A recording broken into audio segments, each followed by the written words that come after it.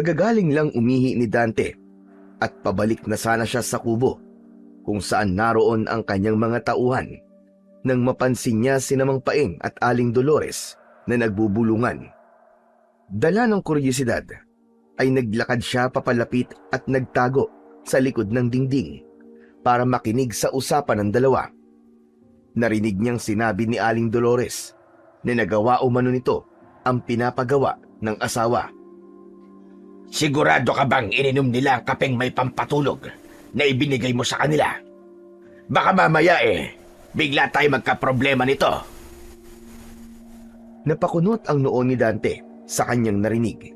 Iniisip niya kung sino ang tinutukoy ng mag-asawa. Nang mapatingin siya sa kanilang kubo, biglang bumundol ang kaba sa kanyang dibdib. Malaki ang mga hakbang na naglakad siya papunta roon. Nang makapasok, naabutan niya ang kanyang mga kasamahan na natutulog. Isa-isa niyang nilapitan ang mga ito para gisingin. Subalit ni isa sa mga ito ay wala man lang nagising. Dahil doon, napuno ng pagdududa si Dante.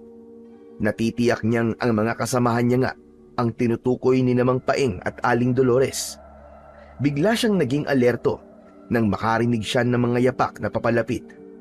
Kinuha niya ang baril sa kanyang bewang, subalit nanlumo siya nang makitang walang lamang bala ang kanyang magasin. Tumingin siya sa kanyang mga kasamahan at doon niya lang napagtanto na pati ang mga armas ng mga ito at ang iba pa nilang mga armas ay nawawala na rin. Pilit na pinakalma ni Dante ang kanyang sarili at nagkunwaring hindi niya pa rin alam ang lahat. Naglakad siya palabas ng kubo at sa pintuan pa lang ay nakasalubong na niya si Mang Paeng. Oh, parang gulat na gulat ka yata at namumutla ka pa. Para ka nakainom ng suka. Ayos ka lang ba, Kapitan? Opo, Mang Paeng. Masakit lang po ang tiyan ko. Ganun ba? May dala akong kape rito. Magkape ka na muna. At sasabihin ko kay Dolores na pairamin ka ng langis. Para naman kahit papano guminahawa ang pakiramdam mo. Napatingin si Dante sa bitbit nitong tasa ng kape. Alam niyang sa oras na inumin niya yon ay matutulad na rin siya sa kanyang mga kasamahan. Bumalik ang tingin niya sa muka ni Mang Paeng. Nakangiti ito ng matamis sa kanya. Kaya naghinala siya na alam na nitong alam niya ang mga nangyayari. Dinampot niya ang tasa ng kape at dahan-dahang inilapit sa kanyang bibig. Habang ginagawa niya yon, ay ramdam niya ang presensya ng mga tao sa paligid. Halos lahat ng naroon ay sa kanya nakatingin at hinihintay na lagukin niya ang laman ng tasa.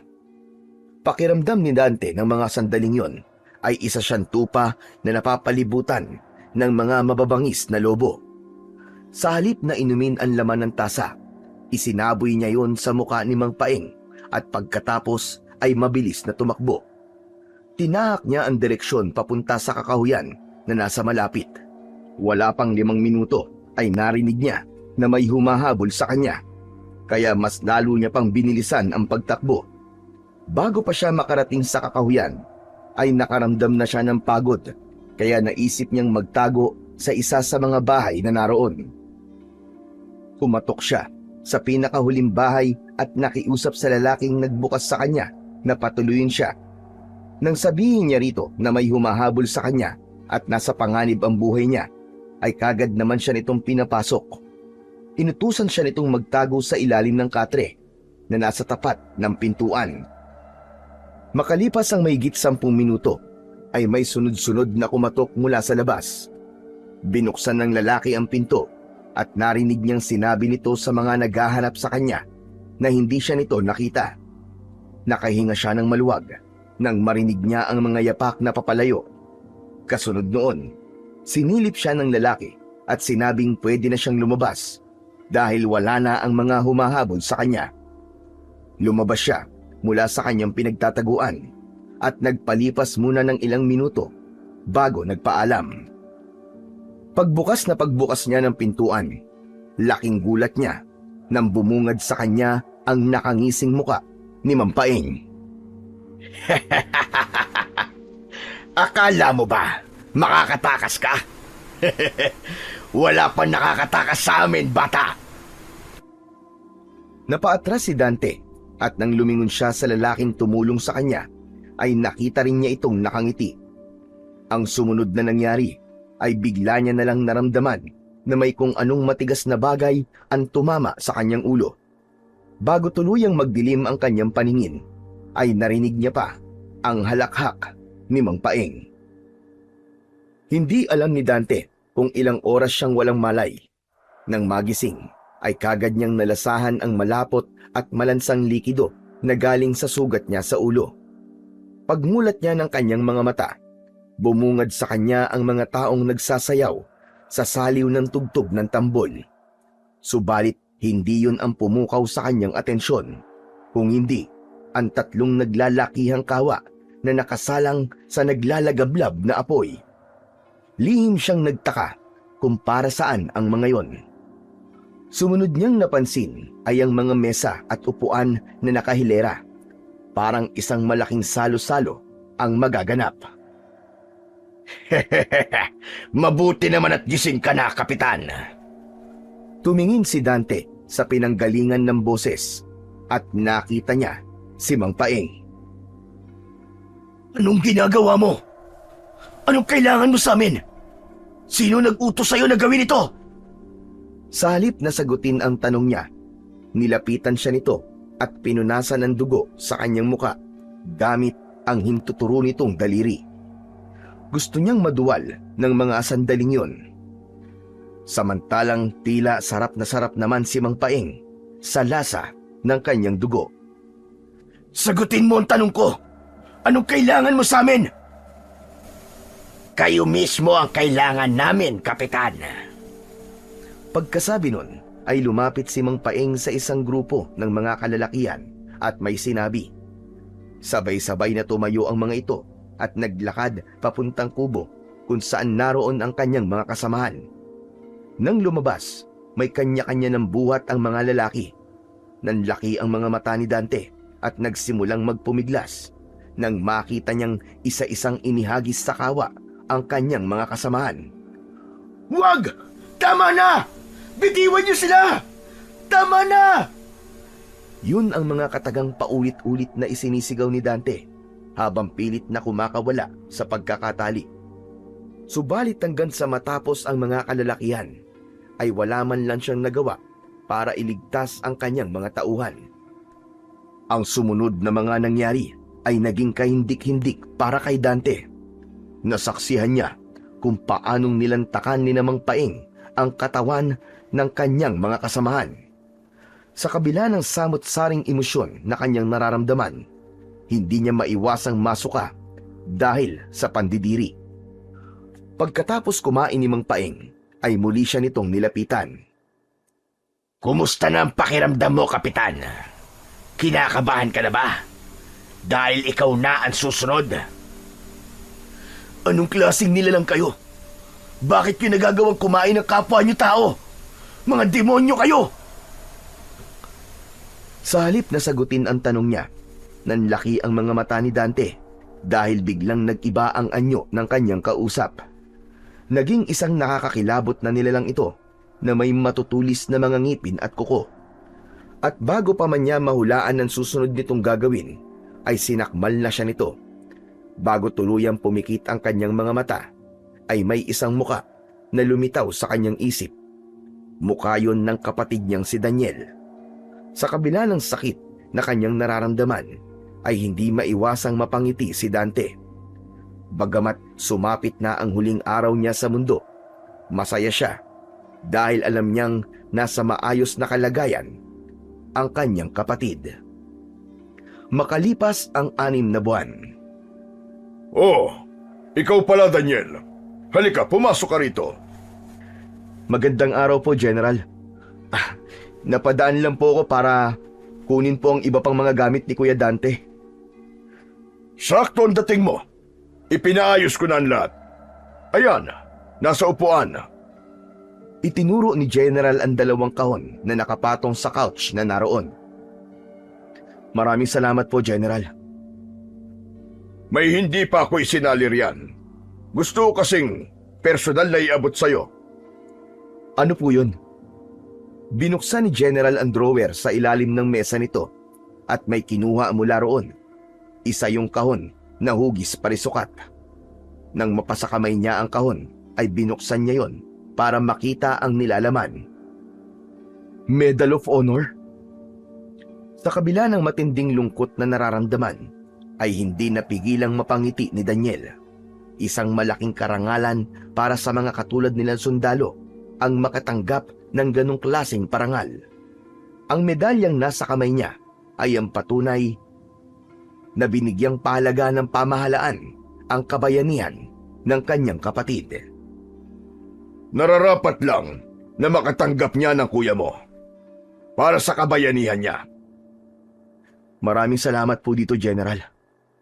Kung buhay lang sana si Kuya, siguradong matutuwa siya. Ikaw, Daniel, kumusta ka naman? Ikinalulungkot ko nga pala nangyari sa kuya mo. Pinipilit maging maayos, General. Nahihirapan pa rin po ako. Pero pasasaan pa, matatanggap ko rin po nangyari. Naiintindihan ko ang nararamdaman mo. Ako man ay nalulungkot din sa nangyari. Matagal kong nakasama sa serbisyo ang kuya mo.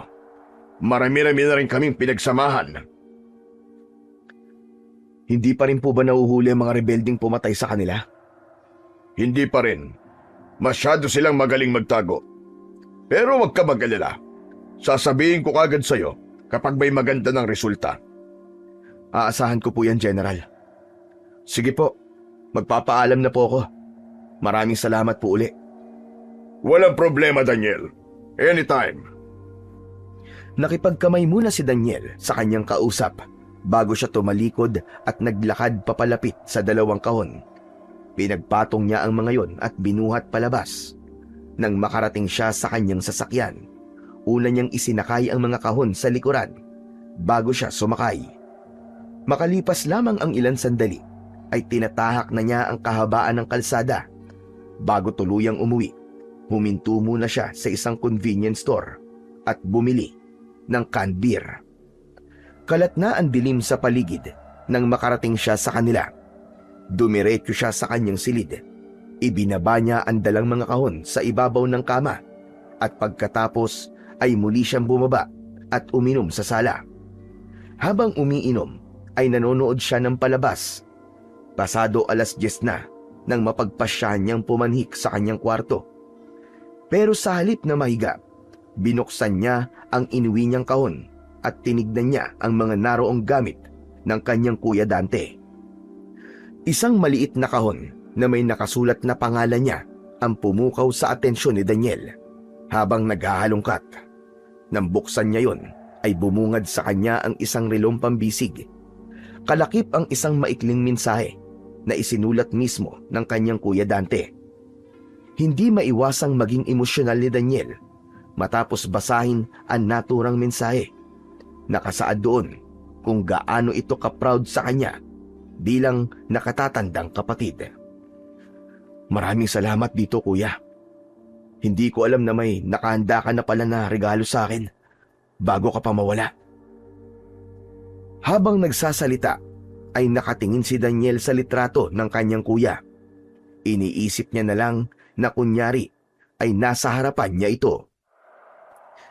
Miss na kita, kuya. Kung nasan ka man ngayon, sana masaya ka. Ikumusta mo na lang ako at iyakap kina mama at papa kapag nakita mo sila dyan. Pakisabi na rin na miss ko na sila. Isang mapait na ngiti ang sumilay sa labi ni Daniel matapos niyang bitiwan ang mga katagang yon. Parang kailan lang ay litrato lang ng kanyang mga magulang ang kinakausap niya. Ngayon ay kasama na rin ang litrato ng kuya niya. Ang daya mo! Ang daya-daya mo, kuya! Iniwan mo ako eh. Ikaw na nga lang ang meron ako. Mag-isa na lang tuloy ako ngayon. Simula ng bata pa siya, ay sanggandikit na niya ang kanyang kuya. Sa katunayan nga, nang maulila sila sa mga magulang, ay ito na ang umako sa lahat ng responsibilidad.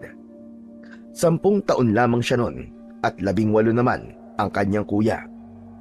Para matustusan ang kanilang mga pangangailangan, ay pinagsabay nito ang pagtatrabaho at pag-aaral. Siya ang naging saksi sa lahat ng paghihirap at sakripisyo nito para lang makapagtapos at maging isang ganap na sundalo. Hindi man lang ako nagkaroon ng pagkakataon na pasalamatan ka sa lahat ng ginawa mo para sa akin, kuya. Kung hindi dahil sa'yo, hindi sana ako nakapagtapos ng pag-aaral. Maraming salamat sa lahat, kuya. Salamat dahil kahit kailan ay hindi mo ako pinabayaan.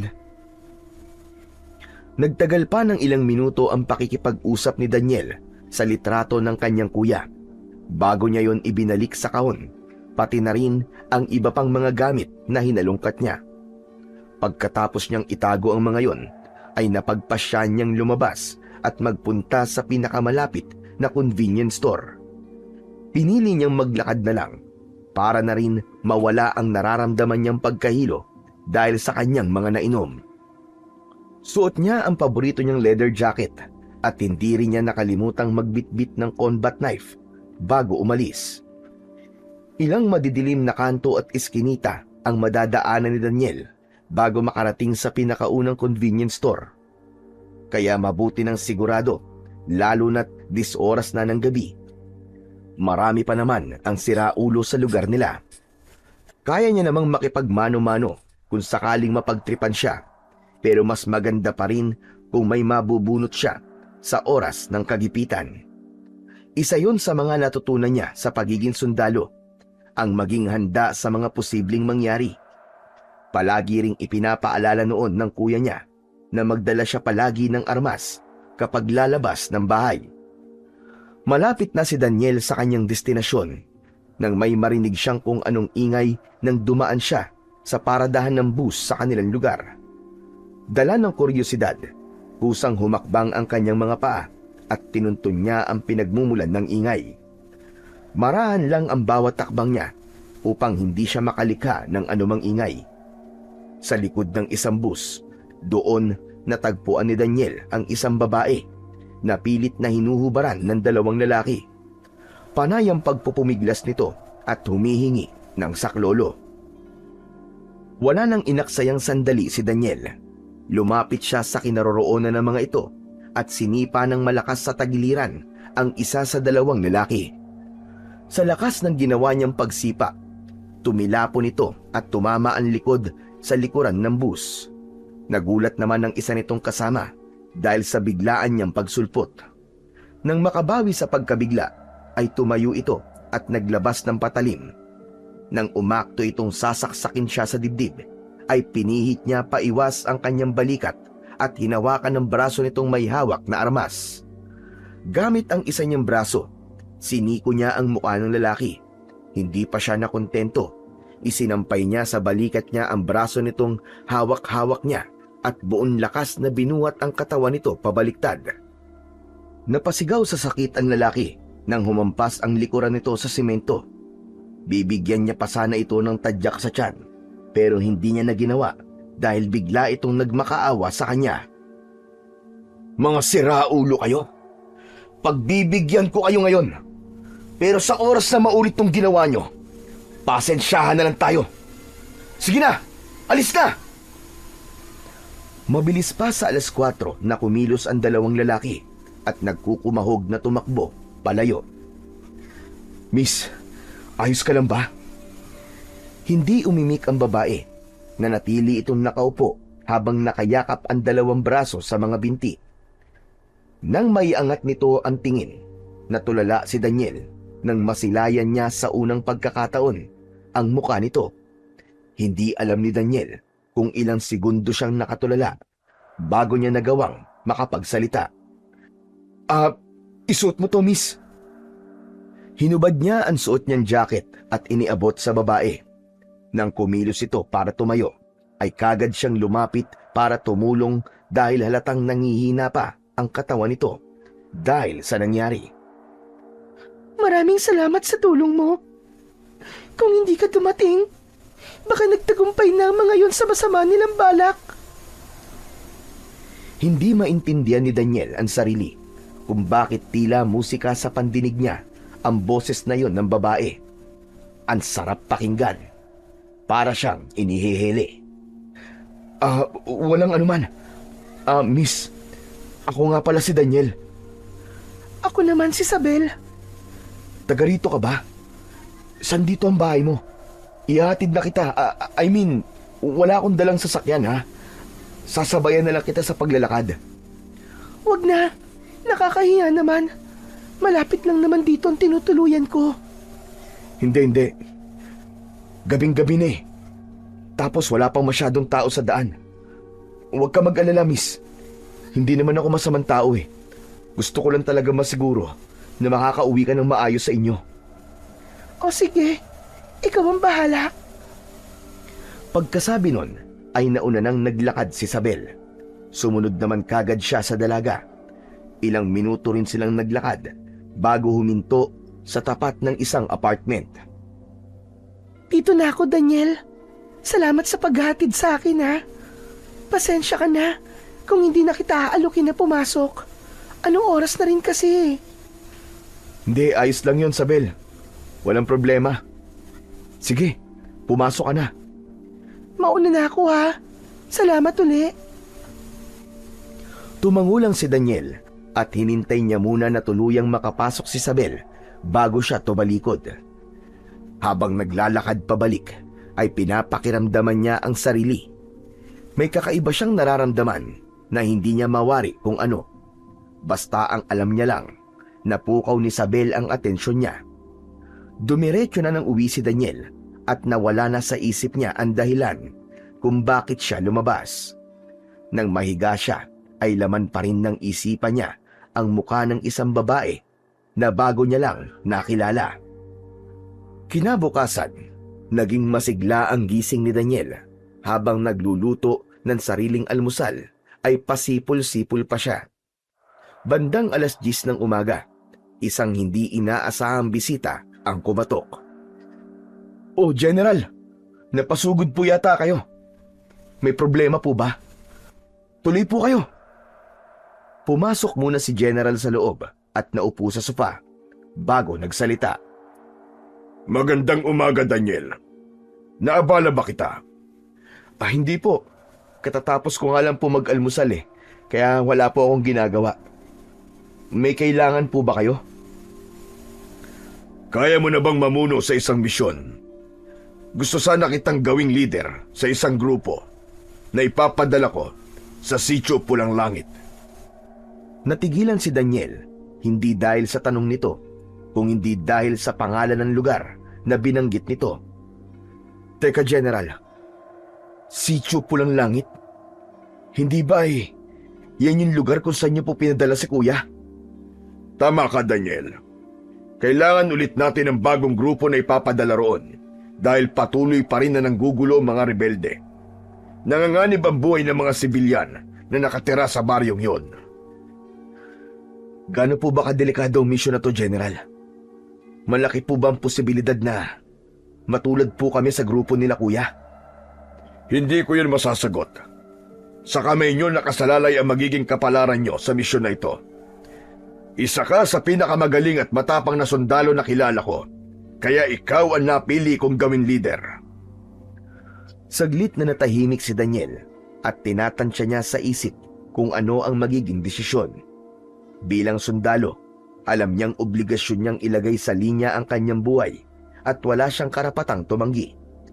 Naisip niya rin na yun na ang pagkakataon niya para malaman kung ano ba talaga ang sinapit ng kanyang kuya sa kamay ng mga rebelde. Sige, General. Pumapayag po ako sa gusto niyo. At maraming salamat din po sa pagtitiwala niyo po sa kakayahan ko. Malaki ang tiwala ko talaga sa kakayahan mo. At sana mapagtagumpayan mo ang misyon na ito. Alang-alang sa kuya mo, Daniel. Kailan po ang alis namin? Bukas na bukas din. Aabuti ng isang buong araw ang biyahe nyo bago kayo makarating sa Pantalan. Doon may lalapit sa inyo na taga-Sitio Pulang Langit at siya maghahatid sa inyo sa lugar nila. Ano po ang pangalan ng taong yun? Paeng ang pangalan niya. Ang edad niya ay mga nasa 50 anyos. Siya ang itinuturing na kapitan sa lugar nila. Pagdating niyo sa Sitio Pulang Langit, kailangan niyo magpanggap na mamamayan sa baryo na yon para madali niyo masubaybayan ang buong paligid. May inihanda ng kubo para sa inyo si Paeng. Ikaw na ang bahalang magsabi sa mga kasama mo kung ano ang mga dapat nilang gawin. Sige po, masusunod po, General. Tatandaan ko po ang lahat ng mga sinabi niyo sa akin. Good. Paano? Kita na lang tayo bukas sa headquarters. Doon maghihintay ang bus na maghahatid sa inyo sa pantalan. O sige, Daniel, kailangan ko nang umalis. May mga kailangan pa akong gawin. Nagkamay na muna silang dalawa bago niya inihatid palabas si General. Nang muli siyang mapag-isa, ay bumalik sa isip niya ang nangyaring pag-uusap nila ng General. Aaminin niyang may parte sa kanya ang nakakaramdam ng takot sa posibleng kahinatnan nila.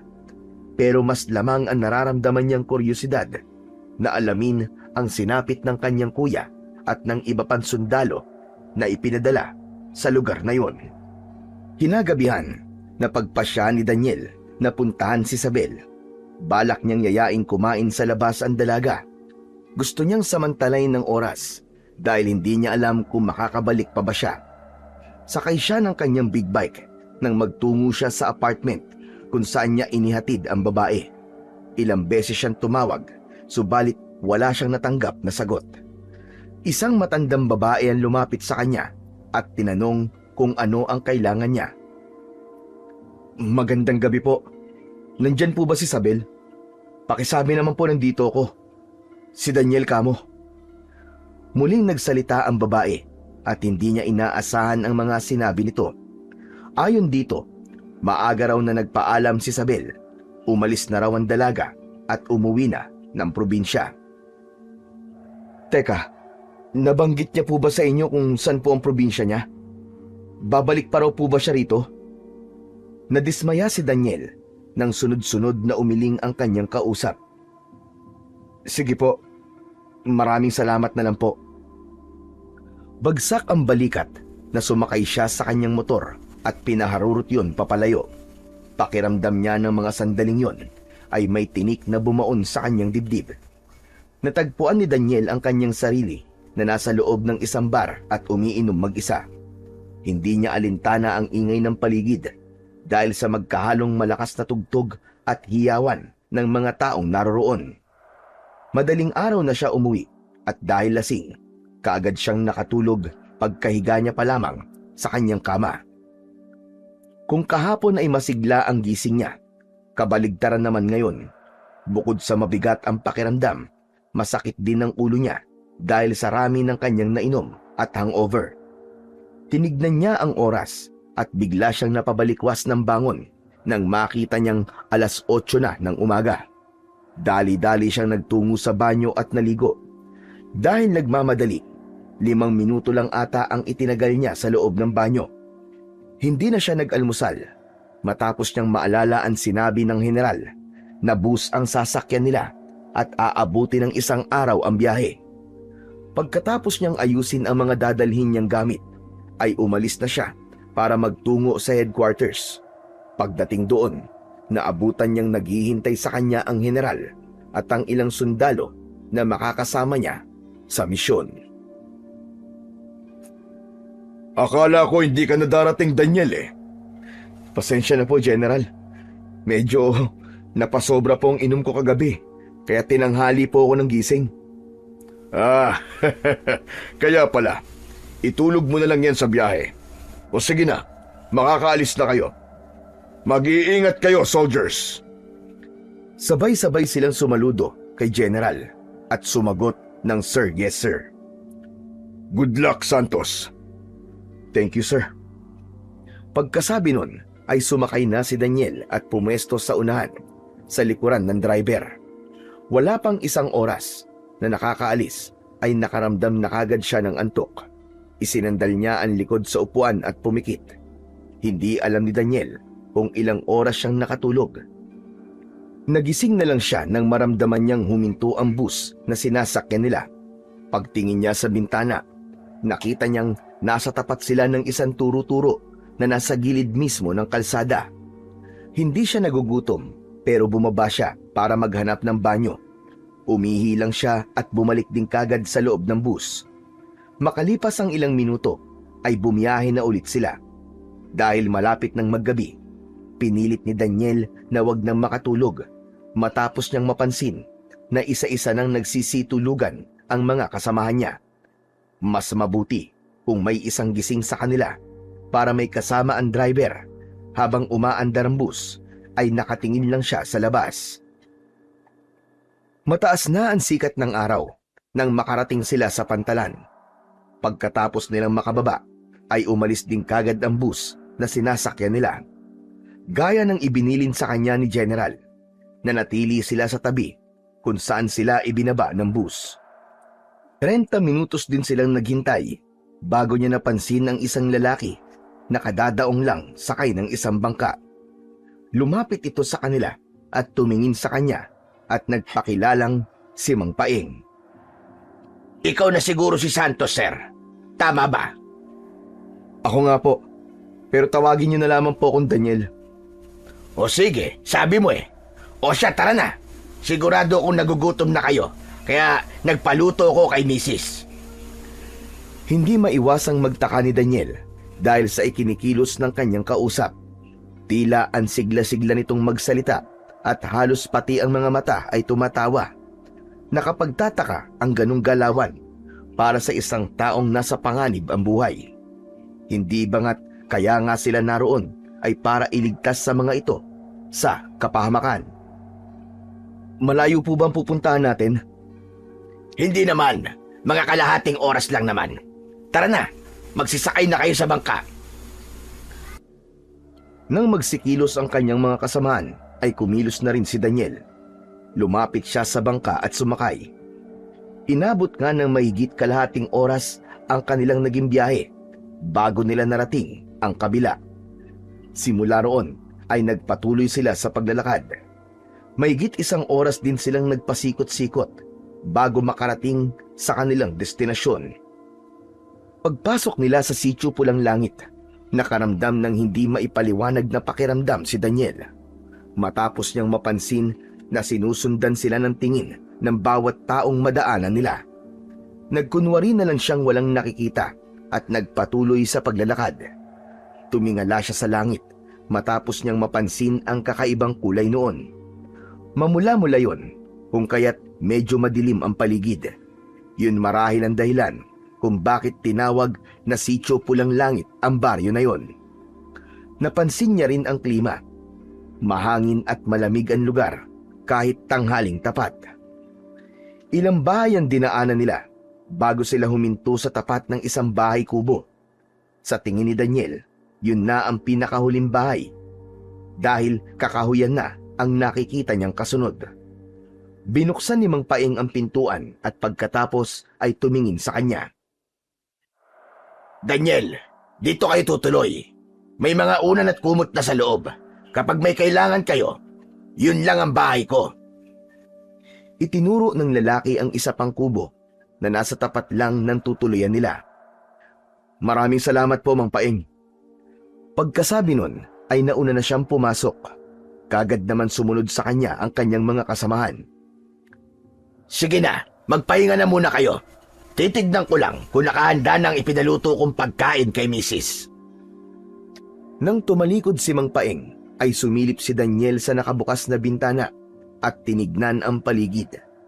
Maayos, tahimik at maaliwalas ang buong lugar. Taliwas sa inaasahan niya.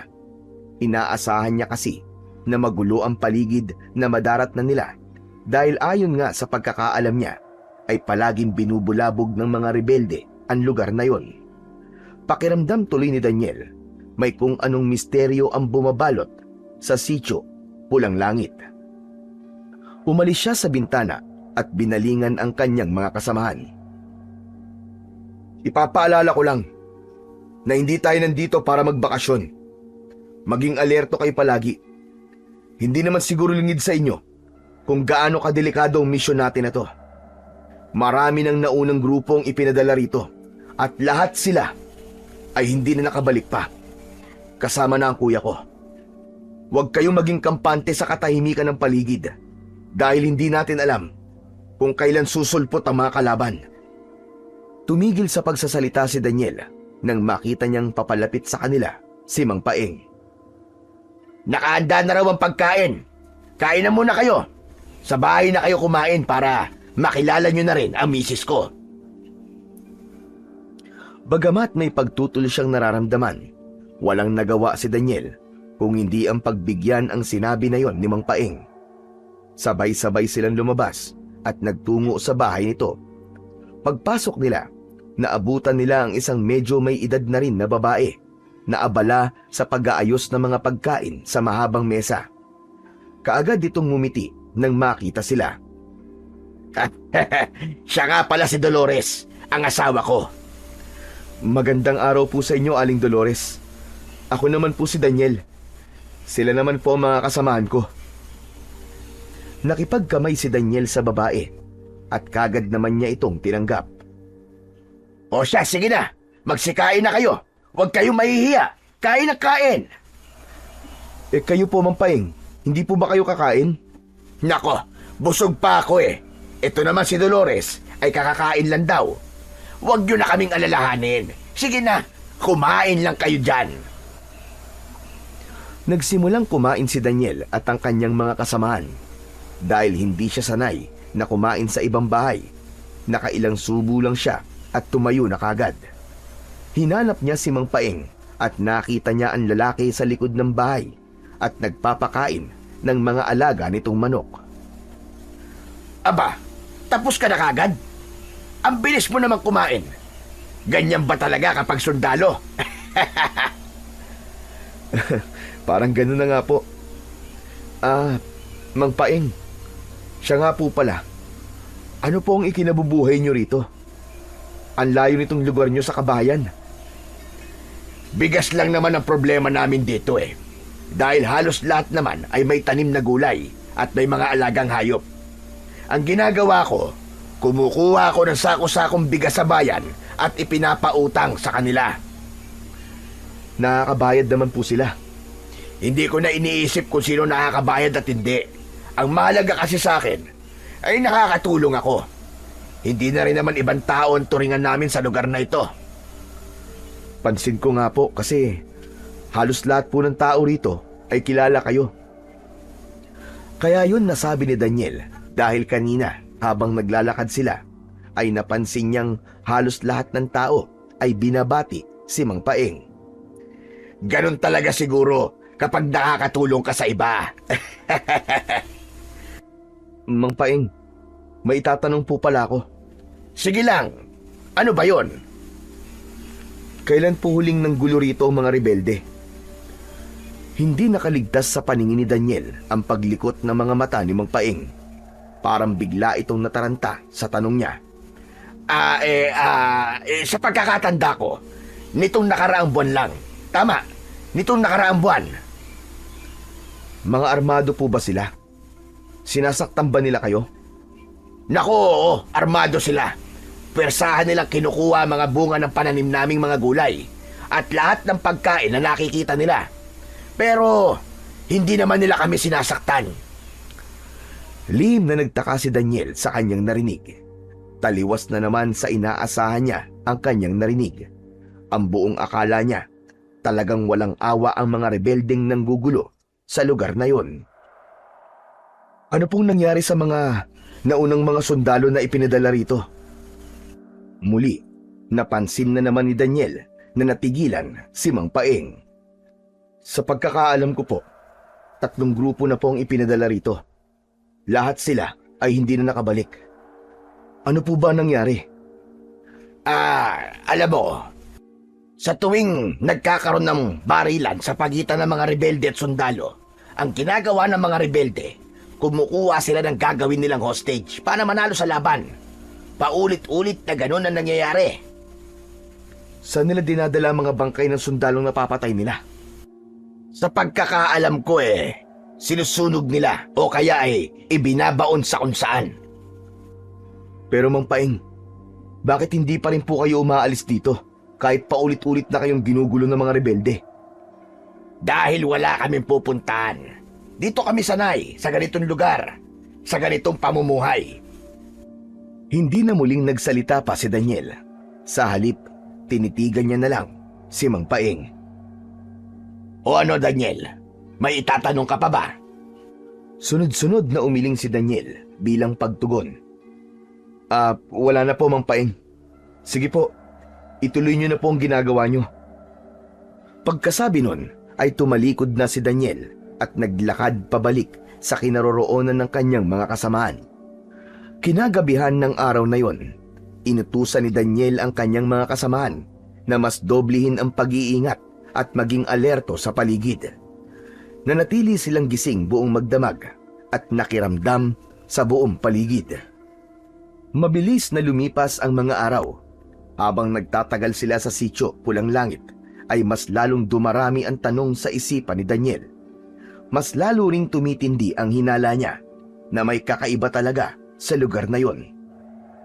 Bukod sa mga ikinikilos ng mag-asawang sina Mang Paeng at Aling Dolores, may kakaiba rin sa kilos ng mga taong taga roon.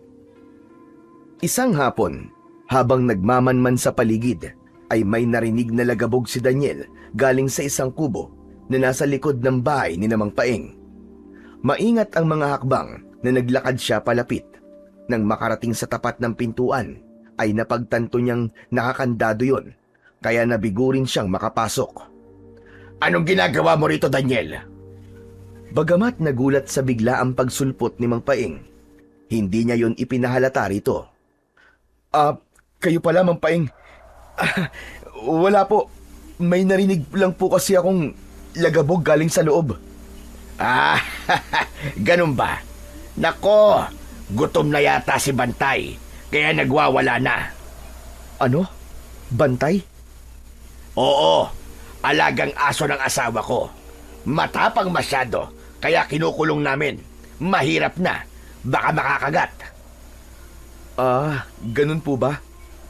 Mabuti na lang po pala't nakakandado po ang pinto, kung hindi, baka ako po ang unang nakagat. Bagamat nagdududa, sinakyan na lang ni Daniel ang sinabi ni Mang Paeng sa kanya. Patay mali siyang nagpaalam at naglakad palayo. Habang naglalakad, ay naging palaisipan kay Daniel kung ano ang posibleng nakatago sa likod ng kubong kanyang pinanggalingan.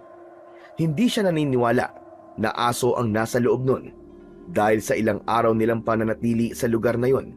Ni minsan ay hindi pa siya nakarinig ng tahol ng isang aso. Malakas ang kutob niya na nagsisinungaling sa kanya, si Mang Paeng. Kinagabihan, bandang 10:00 ng gabi, ay dinalhan sila ni Aling Dolores ng tig-iisang tasa ng kape. Uminom ang kanyang mga kasamahan, maliban kay Daniel. Nagkataon kasi na biglang humilab ang kanyang tiyan, kaya't dali-dali siyang nagtungo sa likod ng kanilang kubo, kung saan naroon ang palikuran. Walang ilaw, pero maliwanag pa rin kahit gabi dahil bilog na bilog ang buwan. Pagbalik niya sa kubo, sumalubong sa kanya ang mga kasamahan niyang nakahilata sa sahig. Nilapitan niya mga ito at isa-isang tinapik sa pisngi, subalit walang nagising. Bumundol ang kaba sa kanyang dibdib nang dumako ang paningin niya sa ilang tasa na nakapatong sa ibabaw ng lamesa. Tila nahulaan na niya kagad kung ano ang nangyari. Lumapit na siya sa katre at may kinapa sa ilalim nun, ang mga armas na dala nila. Nang wala siyang mahawakan, ay isinilip na niya ang kanyang ulo sa ilalim. Bigla siyang nanlambot nang mapagtanto niyang wala na roon ang bag na naglalaman ng kanilang mga armas. Sa kabila ng kawalan ng pag-asang makaligtas sa kung anuman ang mga nakatakdang mangyari, ay hindi pa rin nagpakita ng takot si Daniel. Mabilis siyang tumayo at isinarado ang pinto't mga bintana. Balak niya sanang kumprontahin sina Mang Paeng at Aling Dolores, subalit naisip niya bigla na isang malaking pagkakamali kung lalabas pa siya dahil hindi niya alam kung anong klaseng panganib ang naghihintay sa kanya.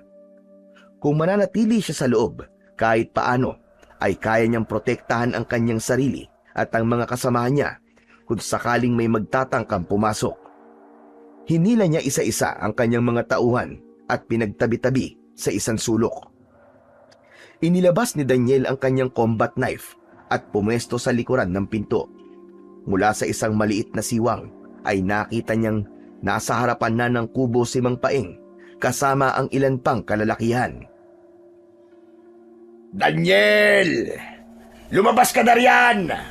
Huwag mo na kaming pahirapan pa. Hindi ka na rin naman makakatakas kahit na ano pa ang gawin mo. Tama pa lang, hinala ko nung una pa lang na may kakaiba nga sa mga ikinikilos mo, Mang Paeng. Ano ka ba? Bakit mo ginagawa to? Simple lang, Daniel. Simple lang. Dahil kailangan naming mabuhay. Natigilan si Daniel sa kanyang narinig. Hindi niya lubos maunawaan kung ano ang gusto nitong sabihin. Anong kailangan mo sa amin? Ang buhay nyo ang kailangan namin. Kaya lumabas ka na riyan at sumuko ka na lamang na maayos. Napatiimbagang si Daniel dahil sa tinurang yon ni Mang Paeng. Hindi ako lalabas, Mang Paeng. Magkamatayan na muna tayo bago mo magawa ang gusto mo. Nakita ni Daniel na sinenyasan ni Mang Paeng ang dalawa pang mga kasama nito. Kaagad namang tumalima ang mga yon at naglakad palapit sa kubo. Hindi siya umalis sa likuran ng pinto at hinintay na tuluyang makalapit ang dalawa. Nang makakuha ng tamang tiyempo, bigla niyang binuksan ang pinto at sinipa sa tiyan ang isa sa dalawa. Kasabay noon, hinila niya papasok ang isa pa, sabay sarado ng pinto. Hindi niya na ito binigyan pa ng pagkakataon na makaporma. Hinawakan niya ito sa ulo at ginilitan sa leeg. Mula sa labas ay galit na sumigaw si Mang Paeng. Huwag mong hintayin maubos ang pasensya ko, Daniel. Kapag hindi ka pa lumabas dyan, mapipilitan akong sunugin ang kubo na yan. Natigilan si Daniel sa kanyang narinig. Nang muli siyang sumilip sa siwang, ay nakita niyang may hawak ng nag-aapoy na kahoy ang ilan sa mga kalalakihan na kasama ni Mang Paeng. Sige lang, Daniel. Bisitin mo pa ako. Bibilang ako hanggang 3, Daniel. 1, 2. Dahil walang ibang pagpipilian, wala nang nagawa si Daniel kundi sundin ang gusto ni Mang Paeng. Binuksan niya ang pinto at nakataas ang mga kamay na lumabas. Naglakad papalapit sa kanya si Mang Paeng at kinuha ang patalim na hawak niya at pagkatapos ay biglang itinarak sa kanan niyang hita. Dahil sa ginawa nitong yon ay napaluhod siya bigla at nang hugutin nito ang patalim ay napasigaw siya sa labis na sakit. Sa harapan niya mismo, dinilaan pa ni Mang Paeng ang dugong naiwan sa tanim ng hawak niyang kutsilyo. Hindi talaga nakakasawa ang lasa ng dugo. Isa pa nga. Pagkasabi nun ay sinugatan siya nito sa kanyang pisngi. Kaagad niyang naramdaman ang malapot na likido na naglandas pababa sa kanyang leeg. Pinunasan nito ang dugo gamit ang isa nitong daliri at pagkatapos ay dinilaan din yon. Sino ba kayo? Ano ba talaga kayo? Bakit nyo ginagawa to? Kasabwat ba kayo ng mga rebelde? O kayo mismo ang mga rebelde? Ang dami mong tanong. Matulog ka na nga muna. Kinuha ni Mang Paeng ang isang kahoy na hawak-hawak ng isa sa mga lalaking naroon at bigla nito yung pinalo sa kanyang ulo. Grabing sakit ang naramdaman ni Daniel at ilang saglit lang ay nagdilim na ang kanyang paningin. Nang magkaroon siya ng malay ay nakatali na siya sa isang upuan. Pag-angat ng muka niya ay sumalubong sa kanya ang nakangising muka ni Mang Paeng. Sakto ang gising mo. Masasaksihan mo ang lahat ng mga magaganap. Tumingin si Daniel sa paligid at doon niya lang napansin na tila nagkakasiyahan ang lahat. May mga mesa at upuan na nakahilera at merong mga sumasayaw. Pero ang talagang umagaw sa kanyang atensyon ay ang naglalakihang kawa na nakasalang sa naglalagablab na apoy. Nanlaki ang kanyang mga mata matapos niyang mapagtanto kung ano ang mga susunod na posibleng mangyari. At hindi nga siya nagkamali dahil ilang saglit lamang ay nakita niyang pinagtutulungan ng buhatin ang kanyang mga kasamaan at isa-isang inihagis sa loob ng malalaking kawa. Mga hayop kayo! Bitiwan niyo sila! Huwag! Itigil niyo yan! Halos lumabas ang mga litid ni Daniel sa kakasigaw. Ramdam niya rin na nasusugatan na ang kanyang mga braso at kamay dahil sa kanyang pagpupumiglas sa pagkakatali. Hinawakan siya ni Mang Paeng sa muka at nagsalubong ang galit nilang mga titig. Kasalanan mo kung bakit napaaga ang pagkawala ng mga kasama mo, Daniel. Dapat sana ay sa darating pa na eklipse mangyayari ang lahat ng ito. Pero sinira mo ang lahat ng plano namin. Alam kong sa una pa lang ay nagdududa ka na. Kaya hindi ko na pwedeng hintayin na matuklasan mo ang lahat bago ako umaksyon. Sisihin mo ang sarili mo. Alam ko na planado niyo ang lahat ng ito, hindi ba? Alam ba to ni General? Sige, tutale mamamatay ka na rin lang naman. Kaya sasabihin ko na sa'yo ang lahat-lahat. Tama ka. Alam niya ang lahat ng ito. Nakakalungkot, hindi ba? Kaya niyang ipagpalit ang buhay ng mga sundalo niya para lamang sa salapi. Nagngit-ngit sa galit si Daniel. Ngayon ay malinaw na sa kanya ang lahat. Pagbabayaran yung lahat ito. Mga demonyo kayo! Ako mismo ang papatay sa inyo! Sa halip na masindak sa sinabi niya, ay tinawanan lamang siya ni Mang Paeng. Nagagawa mo pa talagang manakot kahit nasa bingit ka na ng kamatayan. Isa kang hunghang. Hindi ako nananakot.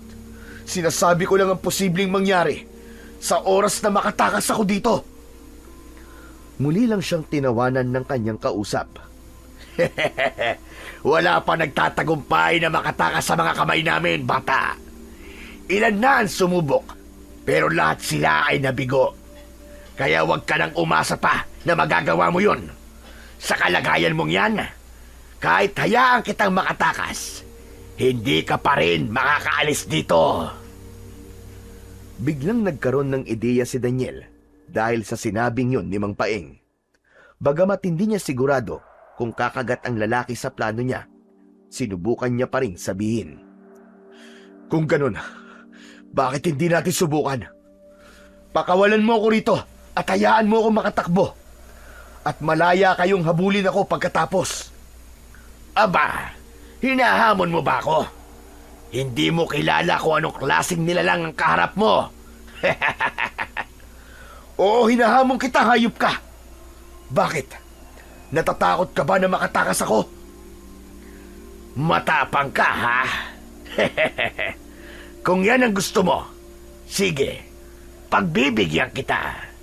Kapag nagawa mo makalabas rito sa baryo namin, hahayaan na kitang mabuhay. Yun ay kung makakatakas ka sa kanila. Pagkasabi nun, ay tumingin si Mang Paeng sa mga kasamahan nito. Nanigas ang katawan ni Daniel sa kanyang kinauupuan nang makita niyang nagpalit ng anyo ang mga ito. Naging isang nakakatakot na mga nilalang na merong matutulis na mga ngipin at kuko. Nang tumingin siya kay Mang Paeng, ay nakangisi naman ang lalaki. Bakit parang bigla ka yatang namutla, Daniel? Natatakot ka na ba sa posibleng mangyari? O ano, gusto mo na bang umatras? Hindi na pwede. Iwinaksi ni Daniel ang takot na nagsimulang umusbong sa kanyang dibdib. Hindi ko ugali ang umatras. Kahit buhay ko pa ang kapalit. Lumapit sa kanya si Mang Paeng at inalis ang taling nakapalupot sa katawan niya.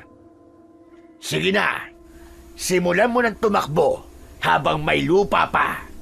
Dali, Daniel! Takbo!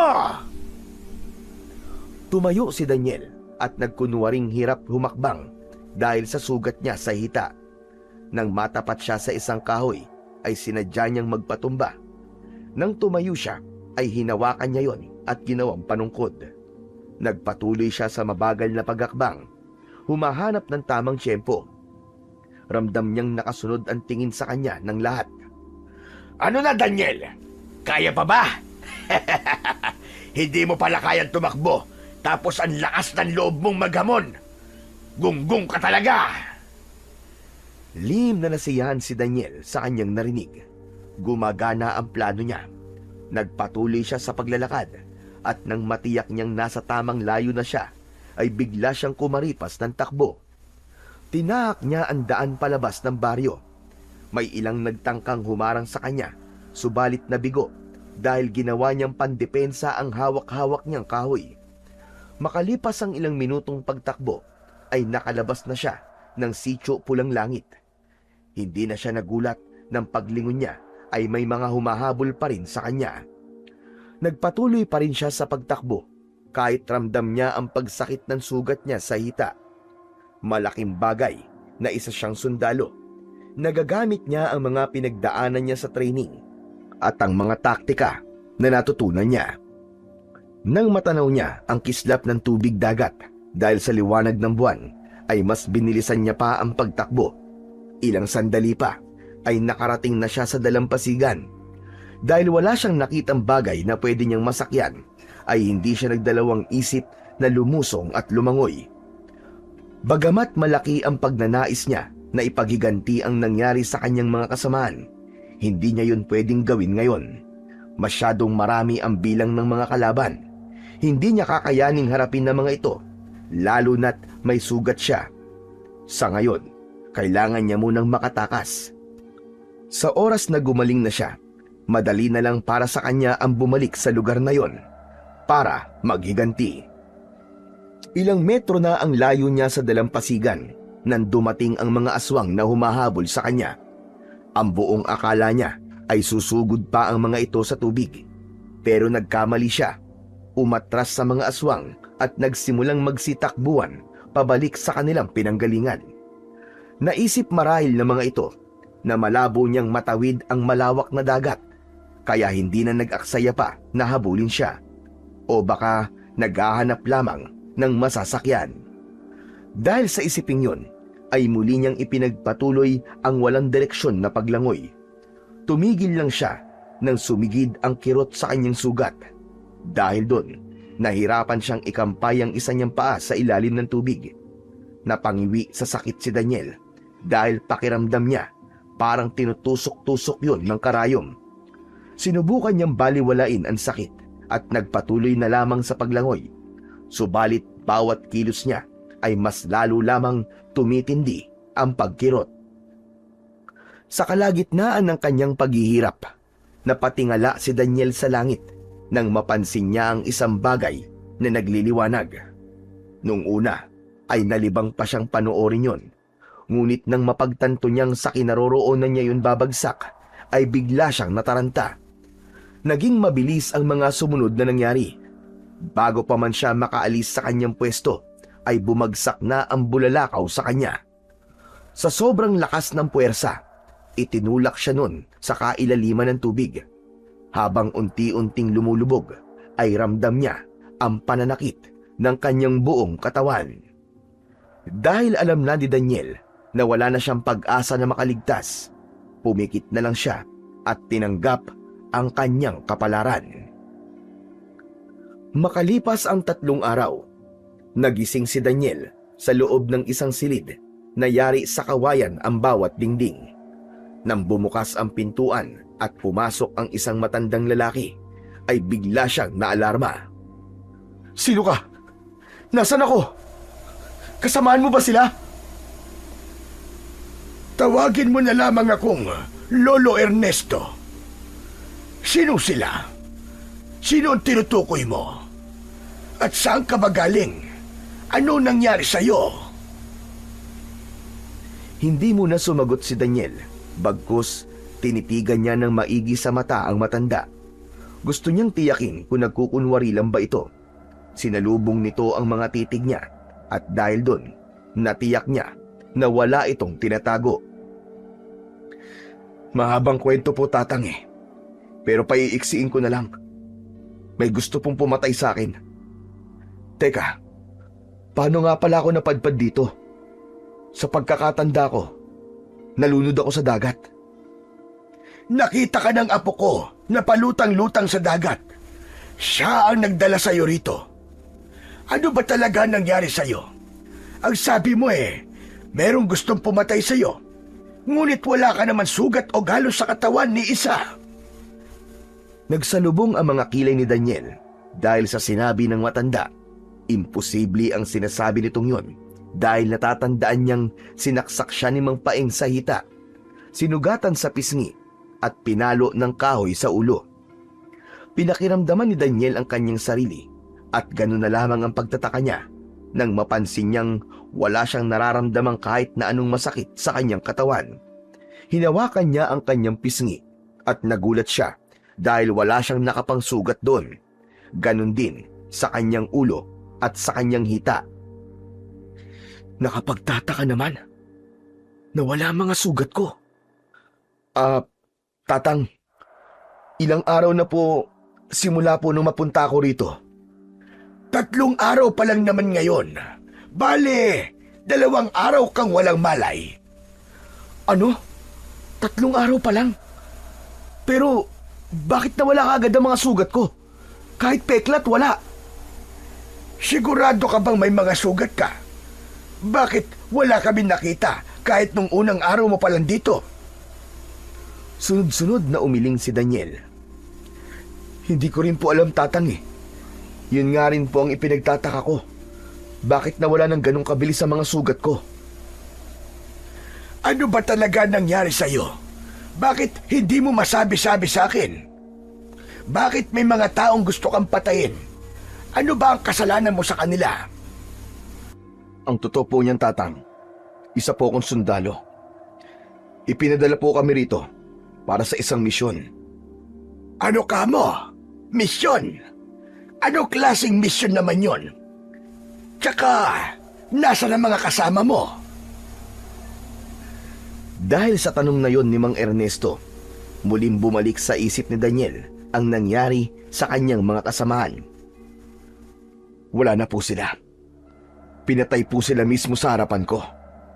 Halatang nagulat si Mang Ernesto matapos marinig ang sinabi niya. Ikinalulungkot ko nangyari sa mga kasamahan mo, iho. Kung ayos lang sa'yo, pwede ko bang malaman ang buong detalye?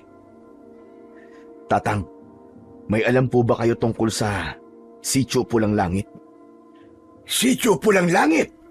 Aba, baryo ng mga aswang ang lugar na yon. May alam po ba kayo tungkol sa kanila? Wala gaano. Pero sa pagkakaalam ko, ginawa ng kuta ng mga aswang ang lugar na yon. Dahil hindi gaanong nasisikatan ng araw.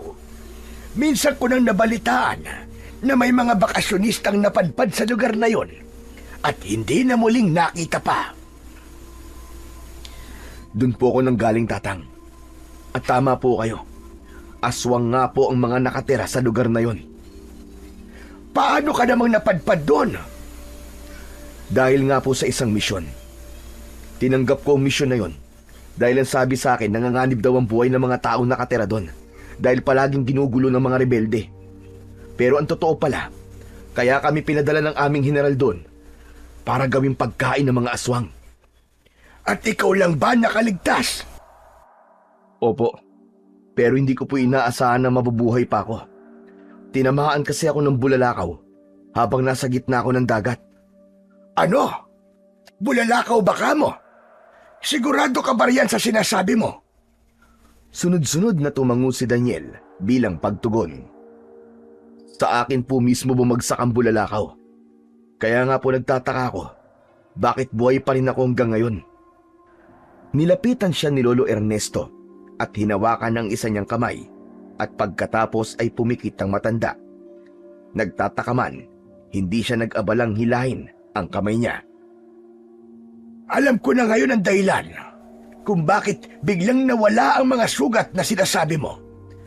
Dahil yon sa kapangyarihang nananalaytay na ngayon sa mga ugat mo. Ano, Tatang? Kapangyarihan? Teka, naguguluhan po ako. Ano pong ibig niyong sabihin? Nananalaytay na sa mga ugat mo ang kapangyarihan ng mutya ng bulalakaw. Wala ka bang kakaibang nararamdaman sa katawan mo ngayon? Wala naman po. Maliban po sa nawala na yung sakit ng katawan ko. Natatandaan ko po kasi, sobrang sakit po talaga ng katawan ko bago ako mawala ng malay. Akala ko nga po oras ko na. Ngayong nananalaytay na sa mga ugat mo ang mutya ng bulalakaw, may mga mararamdaman kang pagbabago sa iyong katawan. Magkakaroon ka ng kakaibang lakas at kapangyarihan. Talaga po? Teka, parang ang hirap-hirap naman pong paniwalaan na totoo po mga ganyan. Bigla na lang nawala ang mga sugat mo sa katawan. Isa na yung patunay na nagsasabi ako ng totoo. Ano pong alam niyo sa mga mutya, Tatang? Dati na rin ako nagkaroon ng ganyang mutya. Pero sa kasamaang palad, napunta yon sa kamay ng mga masasamang loob. Matapos nilang mabalitaan na nagtataglay ako ng mutya, dinukot nila ang pamilya ko at kapalit ng kanilang buhay ay kailangan kong ibigay sa kanila ang mutya. Ang akala nila, magagamit nila ang kapangyarihan ng mutya, pero hindi nila alam na mawawalan ito ng bisa sa oras na ginamit sa pansariling interes. Ano po nangyari? Nailigtas niyo po ba sila sa kamay ng mga dumukot sa kanila? Oo, nailigtas ko. Pero makalipas ang 3 araw, matapos nilang malaman na nawalan ng bisa ang mutya, muli nila akong binalikan. Nang araw na yon, bukod tangi ako at ang apo ko ang nakaligtas sa mga kamay nila.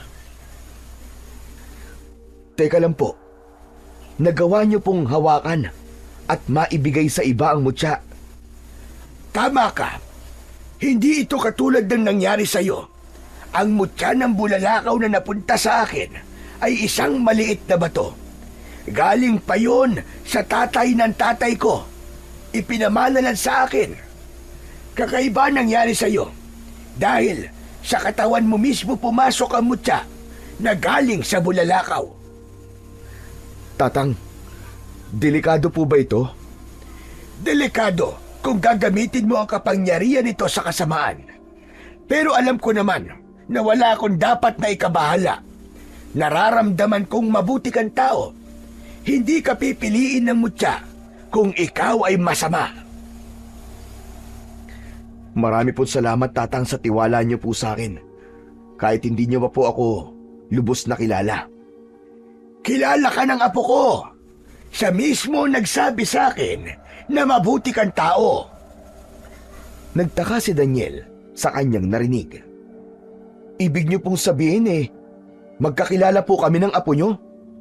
Hindi. Pero ang sabi niya ay minsan nang nag-cruise ang landas ninyong dalawa. Nasan po siya?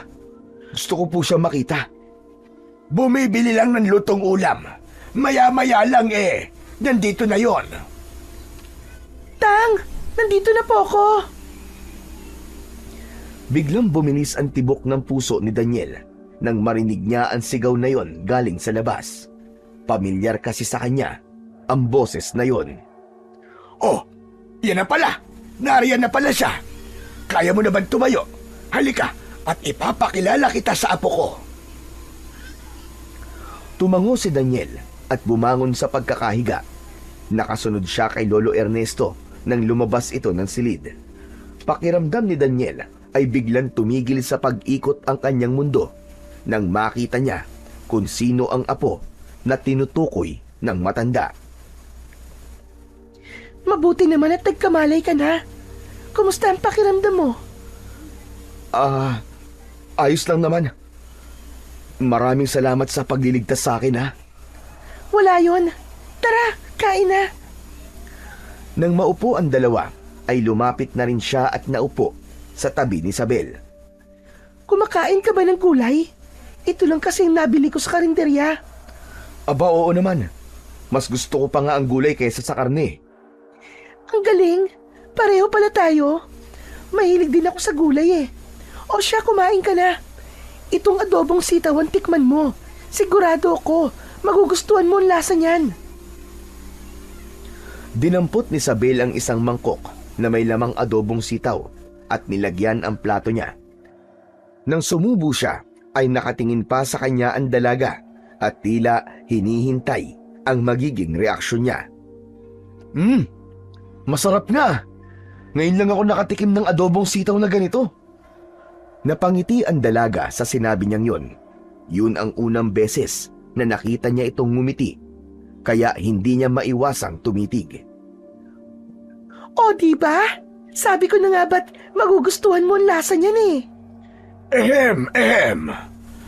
Baka naman, matunaw na ang apo ko sa kakatitig mo, Daniel.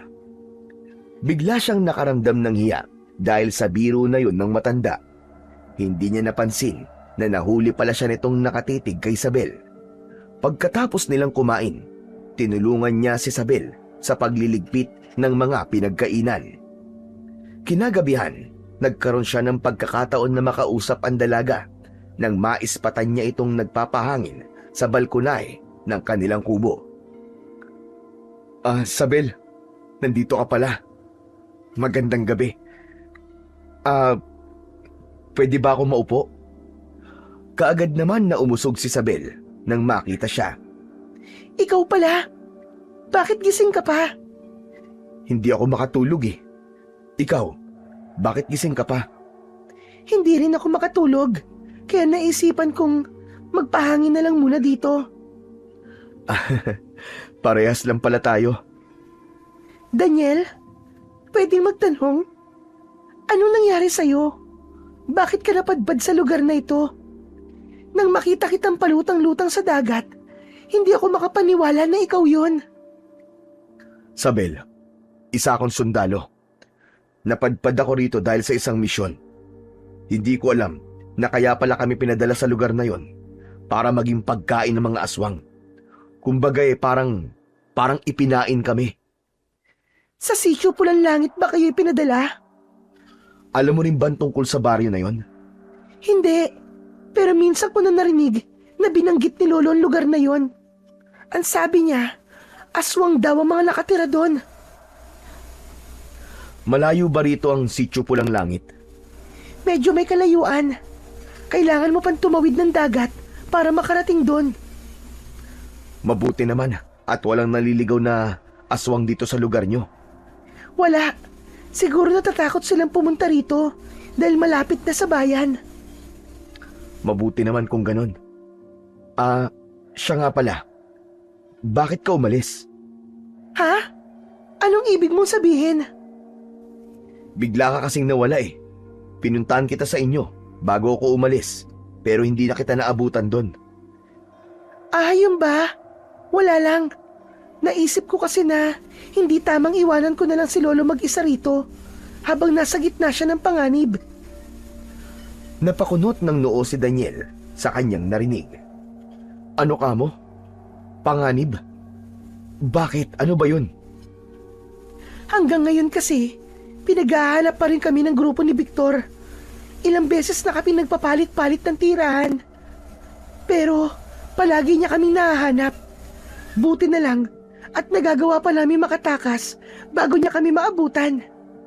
Nung lumipat kami rito, ang sabi ni Lolo sa akin, sa syudad na lang daw muna ako para kung sakaling mahanap ulit siya ni Victor, ay hindi ako madadamay. Pumayag naman ako sa gusto niya, pero napagtanto ko rin sa huli na mali ang ginawa ko. Sino si Victor? Siya ba yung sinasabi ni Lolo Ernesto na pumatay sa pamilya nyo? Tama ka, siya nga. Malaki ang galit niya sa amin.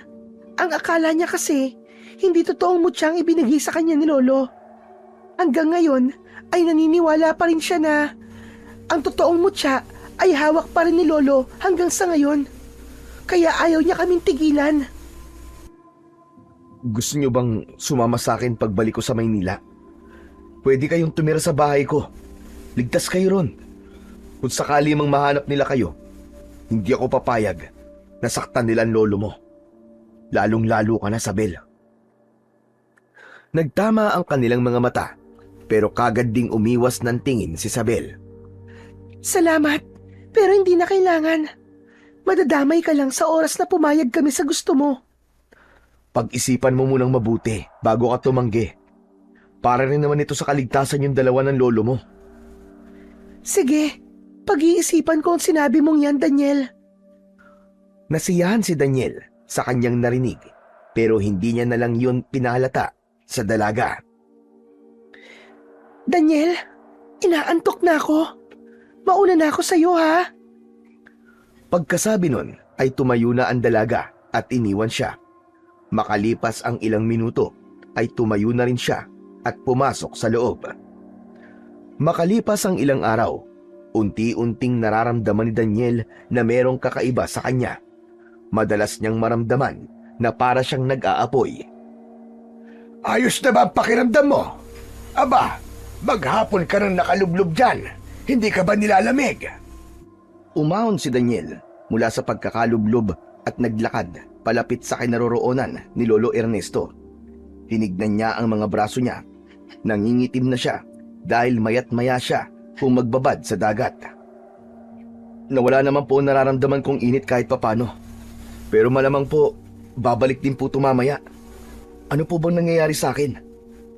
Sa tingin ko, unti-unti nang nagpaparamdam sa'yo ang kapangyarihan ng mutya na nasa katawan mo. Huwag kang matakot, iyo. Normal lang yang nararamdaman mo dahil sa mutya ng bulalakaw na tumama sa'yo. Magsasalita pa sanang muli si Daniel, subalit naudlot yon dahil bigla nilang narinig na sumigaw si Sabel. Nagkatinginan silang dalawa ng matanda at sabay na tumakbo pauwi. 5 lalaki ang nadatnan nilang nasa labas ng kanilang kubo. Ang isa sa mga ito ay sakal-sakal si Sabel. Bitiwan mo ang apo ko, Victor! Bitiwan mo siya! Lumingon ang nagngangalang Victor sa kanila at ngumisi nang makita si Lolo Ernesto. Huwag mong idamay ang apo ko dito! Bitiwan mo siya, Victor! Bitiwan mo siya! Sa halip na pakinggan ang sinabi ni Lolo Ernesto, tumawa lang si Victor. Nagdilim ang paningin ni Daniel nang sabihin nito na maganda si Sabel at mukhang masarap. Pakawalan mo siya! Ako ang harapin nyo! Kapag natalo nyo ako, malaya nyo nang magagawa ang mga gusto nyo. Muling tumawa si Victor at pagkatapos ay sinenyasan ang 4 na lalaki na sugurin siya. Naglabas ng patalim ang mga ito at isa-isang sumugod.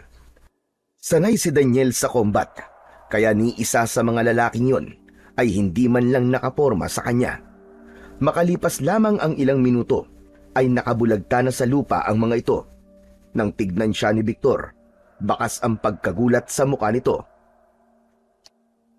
Bitiwan mo si Sabel at hahayaan kitang makatakas dito, demonyo ka! Hindi siya pinakinggan nito. Sa halip, naglabas ito ng patalim at itinutok sa liig ng dalaga. Naikuyom ni Daniel ang kanyang mga kamao nang makita niyang bumaon ang dulo ng patalim sa liig ni Sabel at kaagad na dumugo yun. Pinakatitigan niya ang armas na hawak ni Victor at maya-maya lamang ay nabitiwan nito yon matapos biglang uminit. Sinamantala niya ang pagkakataon na yon. Mabilis siyang lumapit at sinakal ito gamit lamang ang isa niyang kamay. Mistula siyang nag-aapoy dahil sa tindi ng galit na nararamdaman niya, kung kaya't unti-unting nasunog ang leeg na hawak-hawak niya. Makalipas lamang ang ilang segundo, ay binawian na ng buhay ang lalaki sa kamay niya. Nang bitiwan niya ang leeg nito, ay nangingitim yun dahil sa pagkasunog. Amoy na amoy pa niya ang sunog na balat ng lalaki. Bigla naman siyang naimasmasan nang makita niyang bumagsak ang wala ng buhay na katawan nito sa lupa. Tinignan niya ang kanyang mga palad at nakita niyang nag-aapoy yun. Diyan ka lang! Huwag ka lalapit sa akin! Sigaw niya kay Isabel nang makita niyang lalapitan siya nito. Natatakot siya na baka masunog din ang dalaga kapag hinawakan siya. Ayos lang, Daniel. Alam kong hindi mo ako sasaktan. Nagpatuloy pa rin sa paglapit si Isabel at sa pagkakagulat niya, bigla nitong hinawakan ang mga palad niya. Biglang nawala ang apoy sa kanyang mga kamay dahil sa ginawa nitong yun. Nahawakan mo ang apoy, Isabel. Hindi ka ba nasaktan? Sunod-sunod na umiling si Isabel. Hindi. Ayos lang ako. Wala akong naramdaman kahit na konti. Sigurado ka ba? Oo naman. Nakita mo naman, di ba? Walang kahit isang balahibo na nasunog sa kamay ko. Kinabahan ako ron. Sa susunod, huwag kang basta-basta lalapit sa akin ha. Kapag nakita mo nag-aapoy ako, baka mapahamak ka eh. Naputol ang pag-uusap nila dahil may biglang nagsalita sa kanilang likuran. Paglingon nila, pareho silang nagulat nang makita nilang hawak-hawak ng isa pang lalaki si Lolo Ernesto. Hindi nila alam na hindi lang pala 4 na lalaki ang kasama ni Victor dahil mayroon pang isa na nagsilbing lookout. May hawak itong patalim at nakatutok yon sa leeg ng matanda. Naging mabilis ang sumunod na mga nangyari. Bago pa man siya makakilos, ginilitan na ng lalaki sa leeg si Lolo Ernesto. Humalakhak ang lalaki at pagkatapos ay tumakbo papalayo. Lolo! Umalingaw-ngaw sa paligid ang malakas na sigaw na yon ni Isabel. Nagkukumahog itong lumapit sa matanda habang humahagulgol. Hinabol naman ni Daniel ang lalaki at nang maabutan niya ito ay pinagsususuntok niya ito sa muka at hindi tinigilan hanggang sa bawian ng buhay. Duguan ang kanyang mga kamao nang bumalik siya sa kinaroroonan ni Isabel. Umiiyak pa rin ang dalaga habang yakap-yakap si Lolo Ernesto. Naupo si Daniel sa tabi ni Isabel at hinaplos niya ang likuran nito. Habang ginagawa niya yon, ay nakatingin naman siya kay Lolo Ernesto. Pati siya ay naluwa nang matiyak niyang wala na talagang buhay ang matanda. Kinagabihan, naging malungkot at napakatahimik sa loob ng kubo. Pagkatapos nilang mailibing si Lolo Ernesto, ay nagkulong sa kanyang silid si Isabel. Sa kanyang silid, hindi mapakali si Daniel. Nag-aalala siya para sa dalaga. Baka kung ano ang maisipan nitong gawin. Hanggang sa kalagitnaan ng gabi, nagising si Daniel nang may marinig siyang lagabog sa loob ng kwarto ni Isabel. Nagmamadali siyang bumangon at lumabas. Isabel! Isabel, ayos ka lang ba? Nang wala siyang matanggap na sagot sa dalaga, ay sinipa niya ng mabilis ang pinto at kagad naman yung bumukas. Nang makita niya ang dalaga na nakahandusay sa sahig, ay kaagad niya itong nilapitan. Napamura siya nang makita niya ang sugat sa pulso nito at ang isang kutsilyo na nasa sahig. Binuhat niya ang dalaga at ibinaba sa katre. Kumuha siya ng tela at tinalian niya ang sugat nito para maampat ang pagdurugo. Buong magdamag siyang nagbantay sa tabi nito at hinintay itong magising. Mataas na ang sikat ng araw nang magkamalay si Isabel. Kaagad niya itong nilapitan. Kumusta na ang pakiramdam mo, Isabel?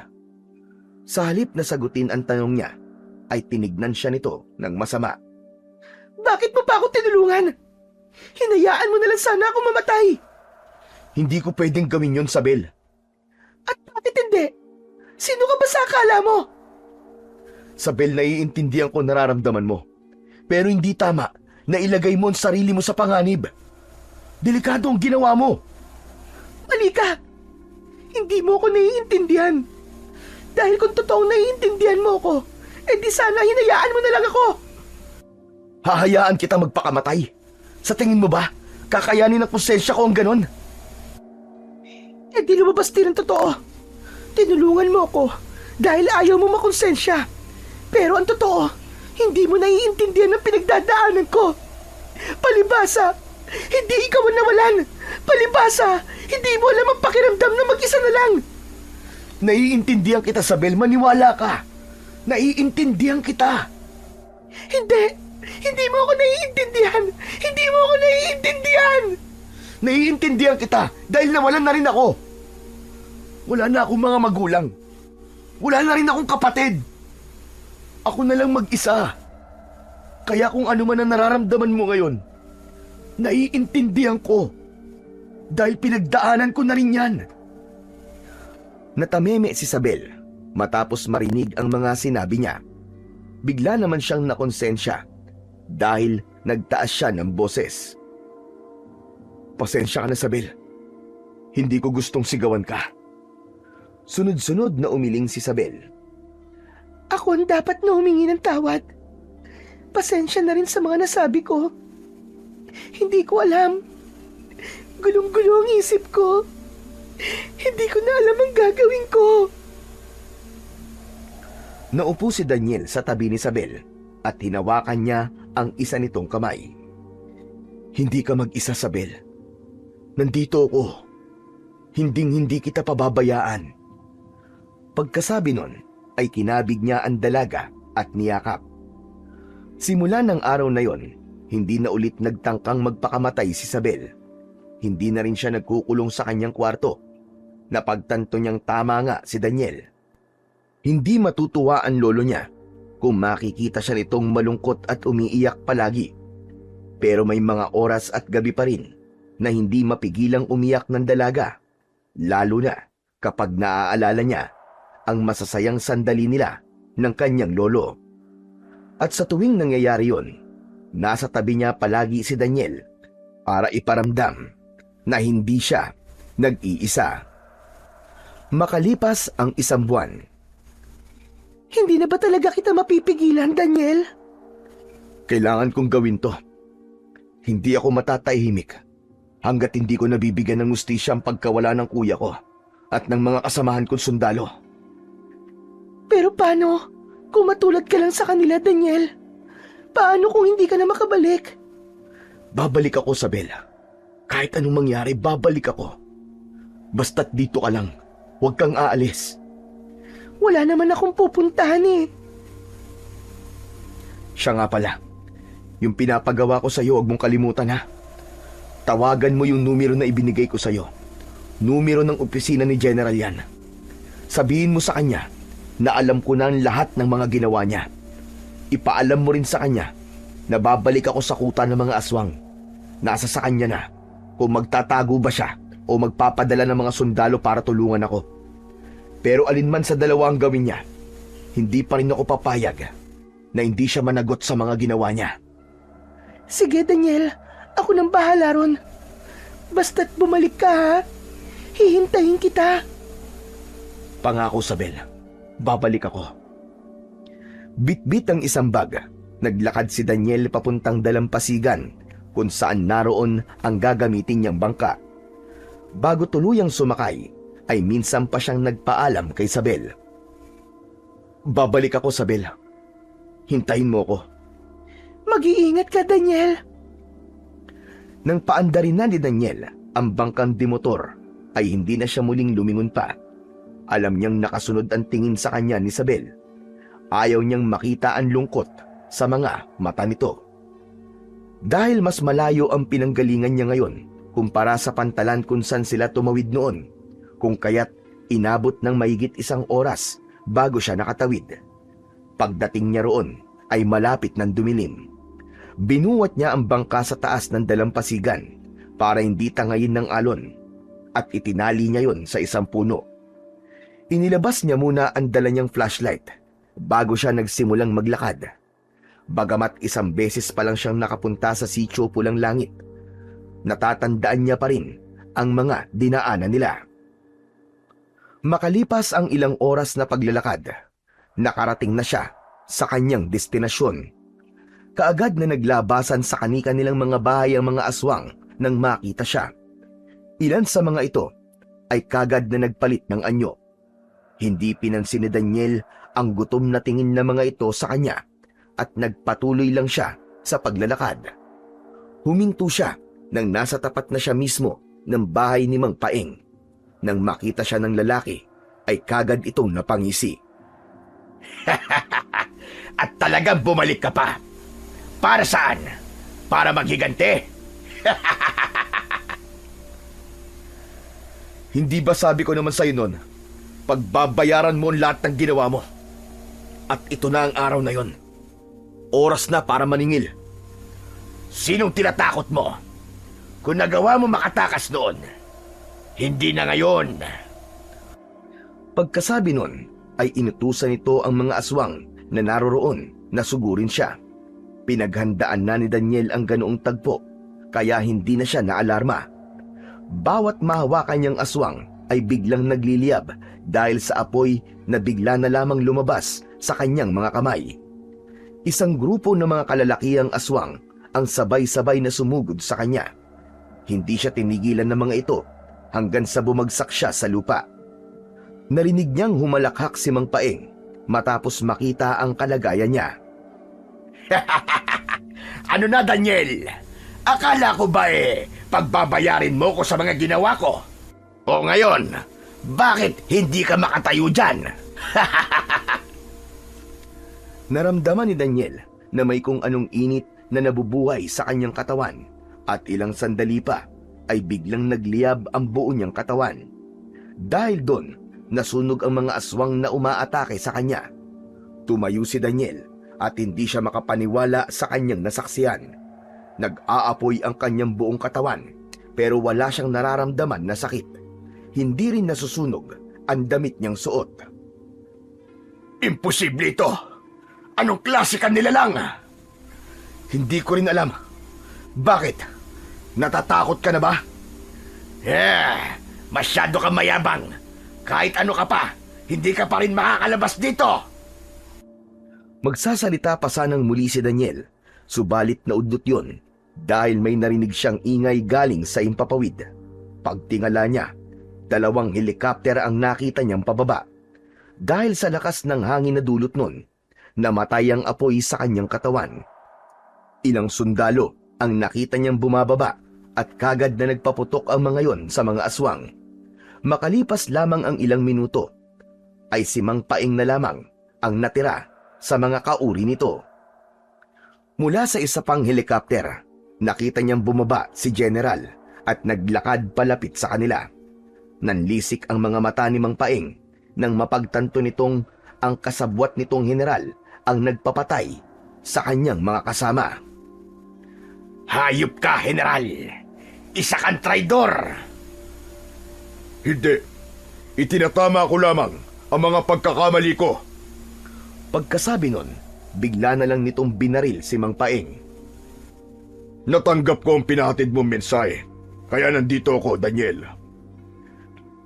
Mabuti naman at naisipan mong itama ang mga pagkakamali mo, General. Pero hindi pa rin yan sapat. Alam ko, kaya nga kailangan kong gawin ito. Nagulat si Daniel nang isa-isa nitong binaril ang mga sundalong naroroon. Nang maubos, ay sa kanya naman ito itinutok ang hawak na baril. Hindi ako papayag na ilantad mo sa lahat ng mga ginawa ko. Hindi ako papayag na maalis sa serbisyo at makulong. Pagkasabi nun, ay binaril siya nito sa dibdib. Ang buong akala ni Daniel ay babagsak siya dahil sa tama ng bala. Pero nanatili pa rin siyang nakatayo at hindi man lang nakaramdam ng kahit katiting na sakit. Nang tignan niya ang kanyang dibdib, ay nakita niyang iniluwa ng kanyang katawan ang bala na bumaon sa kanya. Muli siyang pinaputukan ng general, pero ganun pa rin ang nangyari. Iniluluwa ng katawan niya ang bawat bala ng baril na bumabaon sa kanya. Anong? Imposible ito! Bakit hindi ka tinatablan?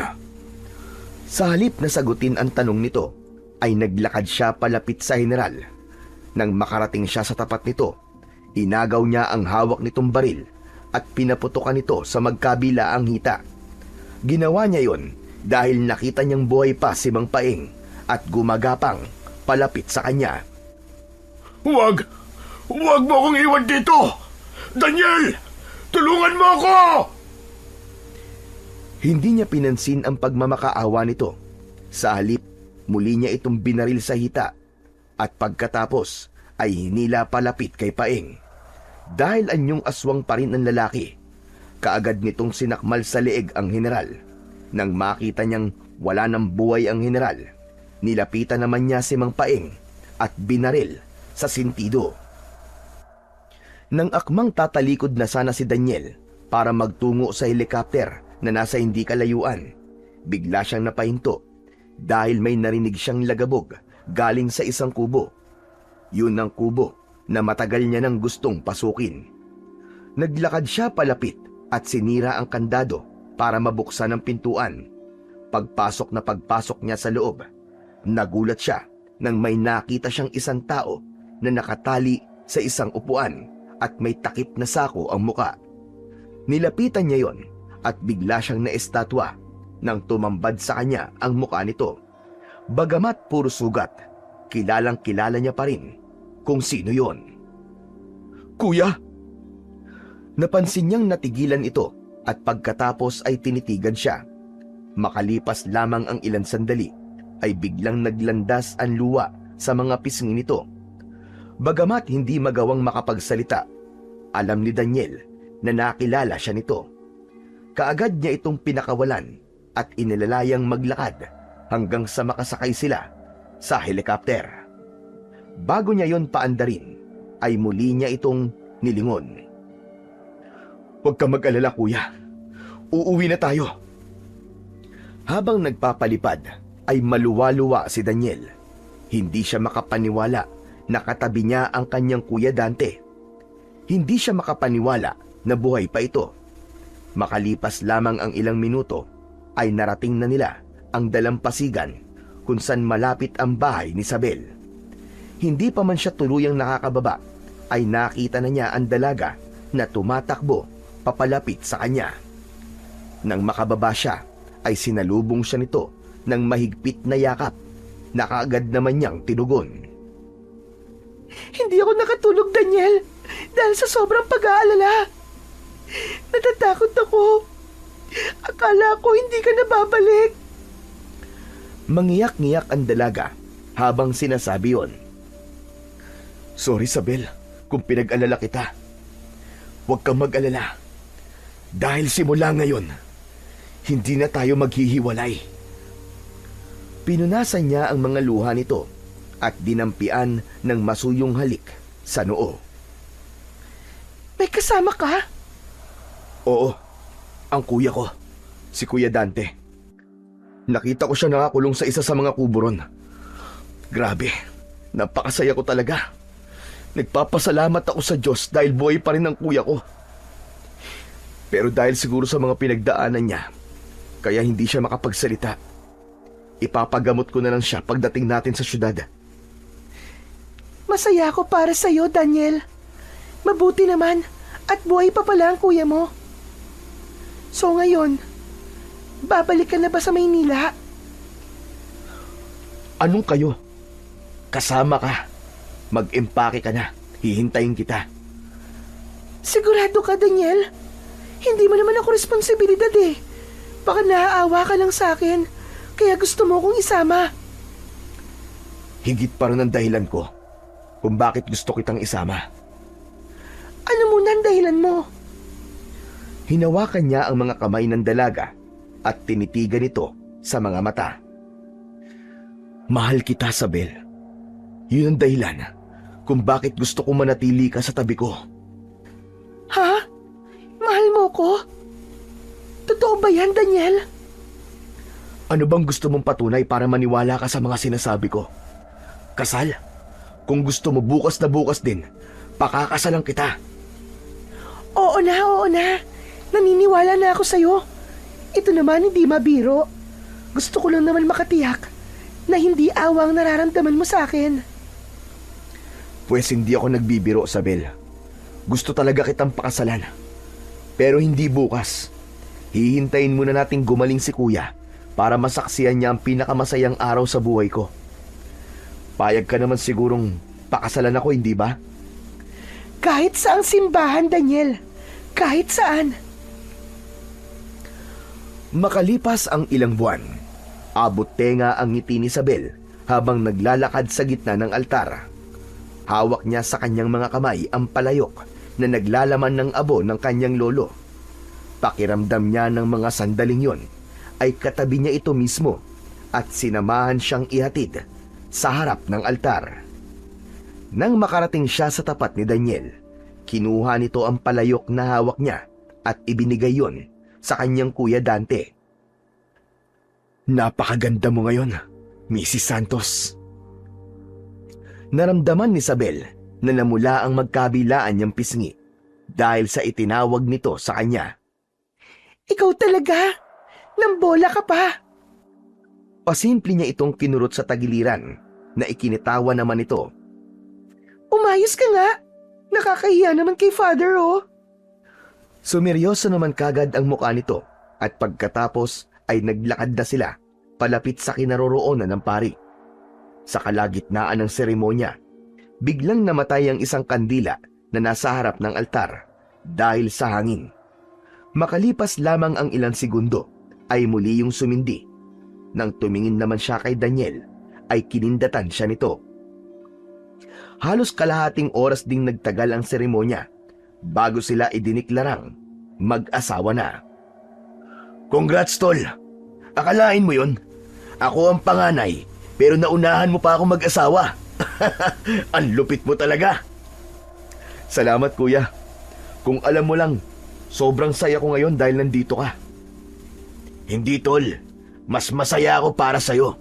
Bilang kuya, proud na proud talaga ako sa'yo. Pagkasabi nun, ay niyakap siya nito at tinapik-tapik sa balikat pagkatapos. Sumunod nitong nilapitan si Isabel. Welcome sa family, sister-in-law. Magsumbong ka lang sa akin kapag inaway ka nitong kapatid ko, ah. Sabay natin siyang gugulpihin. Natawa si Isabel sa sinabi ni kuya ni Daniel.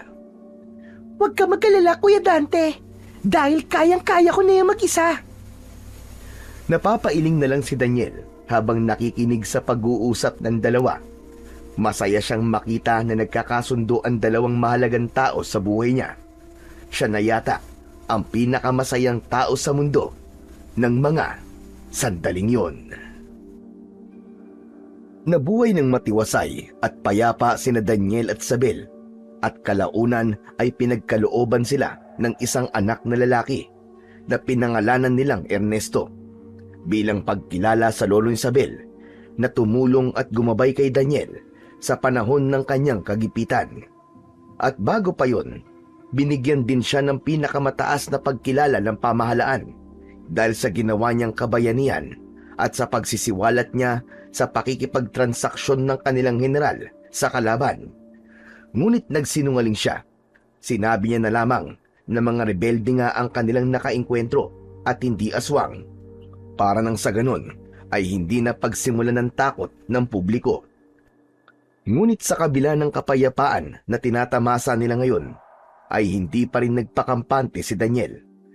Tangan ng mutya ng bulalakaw na nasa loob ng kanyang katawan at sa tulong ng kanyang kuya Dante, ay palagi silang nagmamatsyag at alerto, hindi lamang sa mga masasamang loob na pag-alagala sa syudad, kundi maging sa mga masasamang elemento na magnanais na makuha sa kanya ang mutya at susubukang maggasik ng takot sa sambayanan.